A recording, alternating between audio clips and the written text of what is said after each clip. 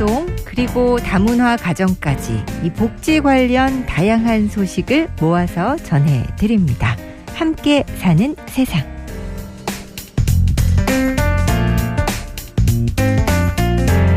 장애인 생활신문의 전유정 기자 전화로 연결돼 있습니다. 안녕하세요. 네, 안녕하세요. 네, 첫 번째 소식은 보니까 노인 일자리 사업에 대해서 알려주신다고요? 네, 그렇습니다. 인천시가 내년 노인 일자리 사업에 참여자를 모집하고 있습니다. 일자리는 4만 6천여 개로 올해보다 2,600여 개가 늘어났는데요. 공익활동과 공공기관 업무 지원의 사회 서비스형과 카페와 택배 일자리인 시장형으로 마련했다고 합니다. 네, 신청하는 조건도 있을 것 같고 방법까지 좀 알려주세요. 네, 만 60세 또는 65세 이상 기초연금 수급 대상자라면 신청 가능한데요. 다만 군 구별로 세부 자격 조건이 다르다는 점 참고해 주시고요. 네. 또 참여자의 소득 수준과 활동 역량, 경력 등 보건복지부 선발 기준에 따라서요.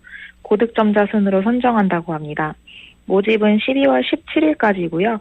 거주지 군, 구청, 노인 일자리 담당 부서나 노인 일자리 수행기관에 직접 방문 접수하시면 됩니다. 12월 17일까지라는 거 모집 기간 꼭 확인하시기 바랍니다. 그리고 보니까요. 올해 10월 기준으로 인천시의 노인 일자리 제공률이 그 7개 특광역시 중에서 두 번째로 높았다는 소식도 제가 본 적이 있는데 내년에는 정말 더 많은 일자리가 제공이 됐으면 좋겠습니다. 그리고 국가장학금 신청도 해야 되죠? 네, 맞습니다.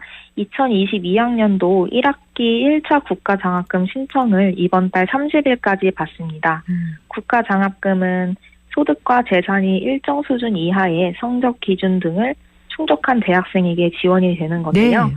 내년부터는 서민과 중산층 지원이 확대되고요.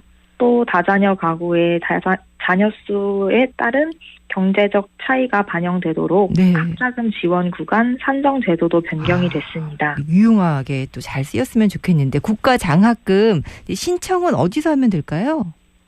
네, 우선 신청 대상은요. 재학생과 신입생, 편입생, 재입학생, 복학생이고요. 한국장학재단 홈페이지를 통해서 신청하시면 되겠습니다.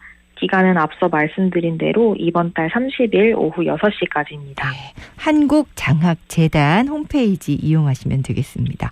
오늘 보니까 신청할 게 되게 많아요. 예. 이번에는 산후조리비도 관련된 그 소식이 있네요.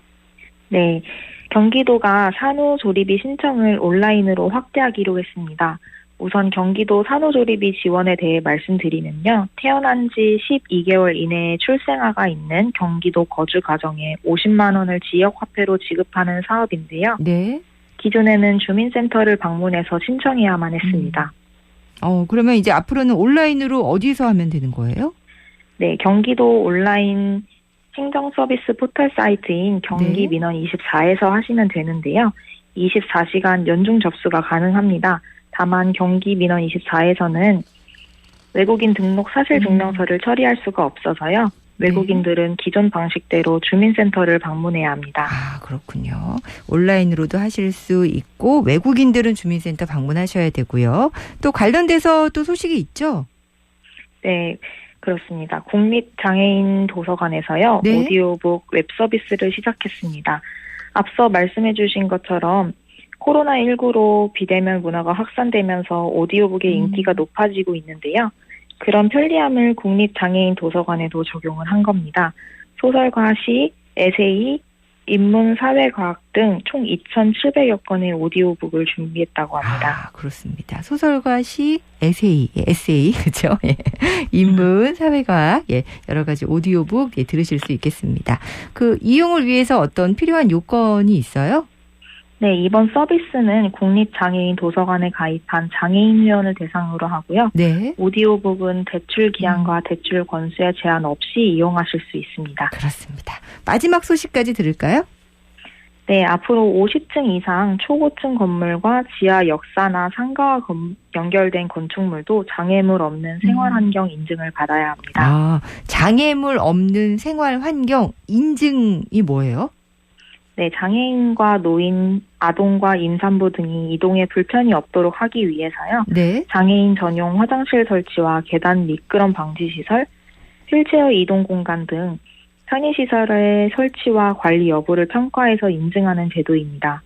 이번에 의무시설 범위 확대는 이번 달 4일부터 시행이 되고요. 만약 부정한 방법으로 인증을 받는 등 네. 인증 의무와 인증 유효기간 연장 의무를 위반하면 200만 원의 과태료를 내야 합니다. 그렇군요. 장애물 없는 생활 환경 인증 꼭 필요하다는 말씀을 드리면서 오늘 여기까지 듣겠습니다. 감사합니다. 네, 감사합니다. 네, 장애인 생활신문의 전유정 기자였습니다.